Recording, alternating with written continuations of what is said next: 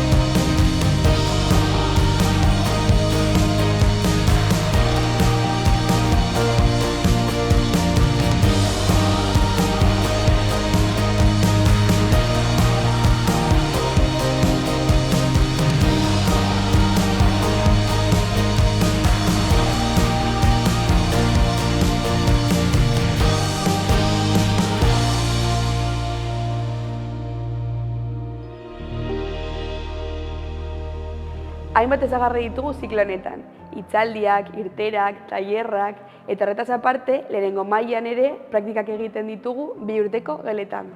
Nik Barakalde Leatze eta zuk